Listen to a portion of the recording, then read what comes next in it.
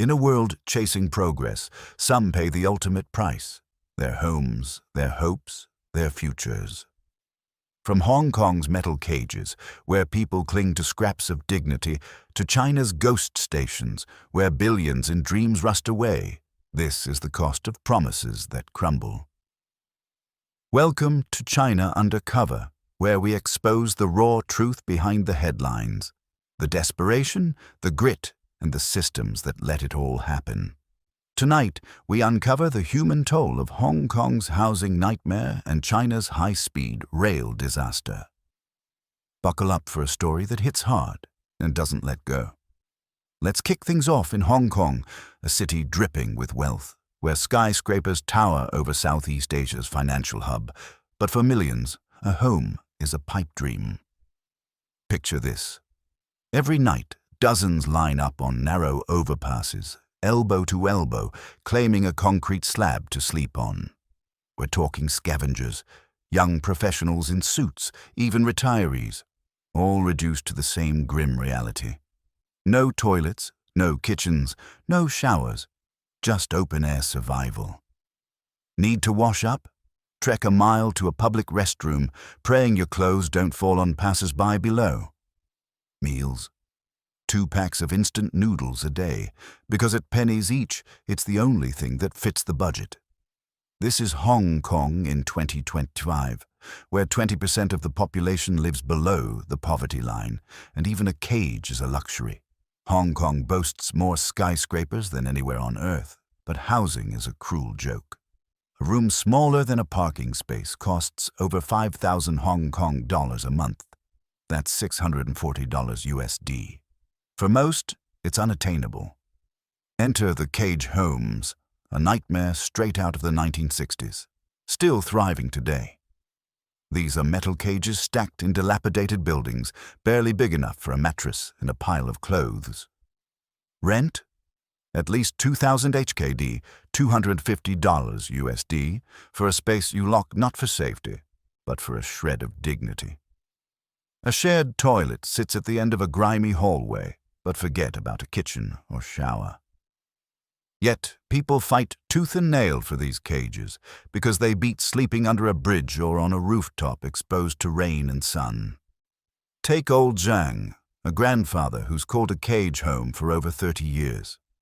Sky-high rents crushed his hopes of owning a home or starting a family. His pension barely covers the cage and basic needs, leaving him single and stuck. I chose to stay alone, he says, because I couldn't afford a family. He's one of the lucky ones. Others don't even have a cage. When cameras roll in, residents like old Zhang tense up, not from shame, but fear. A few years back, a community group filmed these cages, and the government cracked down, citing missing fire escapes and safety violations. Landlords got fined and tenants got evicted, straight to the streets. "We know it's dangerous," one resident whispered, "but it's better than being homeless." For them, a cage is a fragile sanctuary. Then there's old Pan, once a white-collar powerhouse, now scavenging streets for recyclables. After decades of hustle, he upgraded to an 11-square-meter rental in an old complex, about 118 square feet, for 3,000 HKD monthly. Sounds like progress, but with living costs hitting 5,000 to 6,000 HKD, he's out picking through trash to make ends meet. "Scavenging's a lifelong gig," he says, "or you lose it all." His corporate glory days are a distant memory, replaced by fights over cardboard with street aunties. Life's worn him down, stripping away pride and dignity. Yet he's grateful for his tiny room, a step up from the cage he once called home. And don't forget the McRefugees, working folks crashing in 24-hour fast food joints to dodge rent. Meet a loon, a 40-year-old waiter pulling 16,000 HKD monthly, about $2,050 USD, before mandatory retirement deductions cut it to just over 10,000 HKD. In Hong Kong's brutal economy, that's chump change. After grueling shifts, he drags himself to a McDonald's, racing to snag a seat before the late-night crowd. Staff might shoo him out, But he doesn't fight. Life's beaten the fight out of him. He just moves to the next spot, saving every penny for a real home. Years ago, Adlon had it all. A wife, a daughter, a happy life. But bad choices landed him in prison for shady deals. When he got out, his family was gone. Now he's grinding to win them back, but in a city where even the dead struggle for space, 40,000 ashes might go unplaced in 2024 due to sky-high columbarium costs. His dream feels like chasing smoke. Then there's A. Jun, who arrived in 1998 to support his siblings back home. He landed a steady job at 15,000 HKD monthly, but after sending money home, rent eats the rest. 2 decades later, with a kid of his own, he's stuck in a coffin room, a 5-square-meter slice of a subdivided flat, shared with strangers from all walks. Drifters, workers, dreamers, all squeezed into spaces where turning around feels like solving a puzzle. Jun finally qualified for public housing after his son was born, but it's just a ticket to a decade-long wait list. Subsidized flats, costing 500 to 2,000 HKD, are the holy grail. Half of Hong Kong's population dreams of them. They're cleaner, cheaper, and in demand, like free eggs at a supermarket. Some wait 10 years to get in, others never do. And let's talk about the single mom tying rebar on construction sites. A rare woman in a brutal trade, only the second in Hong Kong's history. She earns over 2,000 HKD daily, about $260 USD, outpacing some desk jobs. But her body pays the price. Crushed fingers, scarred feet, hauling 100-kilo steel bars, she's got a steel nail in one finger from a break that never healed right. You get stronger every day, she says, until 100 kilos feels like nothing.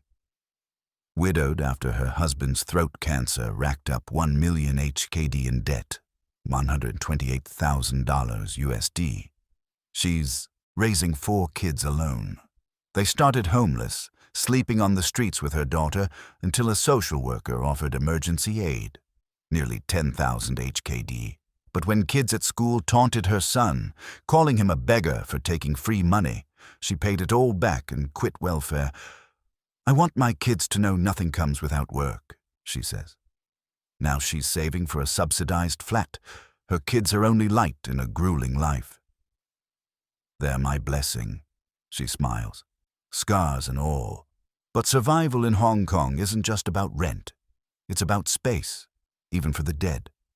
With 50,000 deaths yearly and land pricier than gold, 40,000 ashes might go unplaced in 2024, left in jars at home because columbariums are unaffordable. Families can't even honor their loved ones without breaking the bank. And the living? They're squeezed into spaces that defy belief. Take one family of 5, 3 kids, a mum, and a helper, crammed into a 21-square-meter flat, about 226 square feet. The eldest daughter takes the top bunk, the helper the bottom, and mom shares a mat with her son. The helper, earning 4,630 HKD monthly, $600 USD, cooks, cleans, and cares for the kids, starting at 4 a.m. to pack lunches before mom's 5 a.m. construction shift. It's tight, the mom admits, but it's home. Rent's just 1,000 HKD, a steal by Hong Kong standards, but every inch is a fight for space. Even a backpack in the elevator feels like a crowd. Why do people flock here? Hong Kong's promise is seductive. Wages dwarf mainland China's, 16,000 HKD minimum versus Shenzhen's 2,300. Schools are world-class, with easier paths to top universities like HKU, and healthcare's so tight, fake drugs mean ruin. It's one of the longest living places on Earth. But the cost? A city where 20% scrape by below the poverty line, where a 20-square-meter flat costs 200,000 HKD per square meter, $2,600 USD. Neighborhoods are claustrophobic, narrow doors like old fridges, elevators where 3 people hold their breath, corridors dark as a moonless night, walls peeling like abstract art. Yet, tucked between these cramped buildings are labs and libraries of globally ranked universities, a jarring contrast to the struggle outside. "It's the squeeze that pushes you up," one resident said, half joking, half resigned. Even new ideas like cement pipe homes scream desperation. These cheap, stackable tubes aim to maximize space, looking decent from the outside, but barely better than cages inside. They're a grim symbol of a city where dreams come to die, where folks like old Zhang, a Lun, and the rebar mom fight for scraps of dignity in a system stacked against them. Now, let's shift gears to mainland China, where another dream's gone off the rails, literally. High-speed trains were once the poster child of China's rise, a gleaming network of speed and ambition. A decade ago, they were unstoppable. Trains zooming like arrows, bridges and tunnels weaving a web of progress. The pitch? Wherever rails went, prosperity followed. But in 2025, those tracks are rusting, and stations are turning into ghost towns. The numbers are staggering. In the first half of this year alone, over 17 third- and fourth-tier cities slashed, suspended, or shut down their lines. Billions invested, now bleeding communities dry. Take Linxia, Gansu, the last prefecture-level city to get high-speed rail, opened in late 2024. By spring 2025, it was over. Why? Low passenger flow. A 20 billion yuan project, $2.8 billion USD, couldn't predict ridership for a year. It's not a one-off. West Yibin, Sichuan, West Fuyang, Anhui, Panzhou, Guizhou, East Puyang, Henan, all sold as destiny changers, now desolate. Stations are overgrown with weeds, taxis gone, shops shuttered, home values halved. In Panzhou, a cabbie recalls the early buzz. Breakfast stalls, bustling crowds. Now, one train a day, barely any passengers. "It's so quiet you hear the wind," he says, voice heavy with defeat. Why is it failing? Tickets cost double or triple what buses or slow trains do, and for folks earning under 3,000 yuan monthly, $420 USD. That's a luxury they can't afford. High-speed rail was meant to spark growth, but it's draining life instead. Local governments went all in, borrowing billions, selling land, seizing farms, hyping new districts to double GDP in 5 years. They demolished old towns, built flashy stations, and promised the moon. But when the trains rolled in, no one came. Empty platforms, no ticket lines, just debt piling up like a runaway train. By late 2024, China's railways debt hit 6.1 trillion yuan, $850 billion USD, growing 8% a year. High-speed rail's the biggest culprit, a financial black hole swallowing funds while cities crumble. Hospitals skip paychecks, teachers wait for salaries, roads go unpatched, all to keep lights on at stations nobody uses. In Kaili, Guizhou, or Tianshui, Gansu, high-speed new districts are modern ruins. Vacant offices, dusty glass, broken signs touting a new era of high-speed rail. The GDP in places like Liupanshui and Chongzuo tanked over 5% this year, with shops closing and rents collapsing. Who's paying? Ordinary folks. Your groceries, rent, utilities, even school fees are creeping up to cover interest on these rail debts. It's a vampire, sucking life from every paycheck. And the leaders who greenlit these projects? Long gone. Transferred, promoted, retired.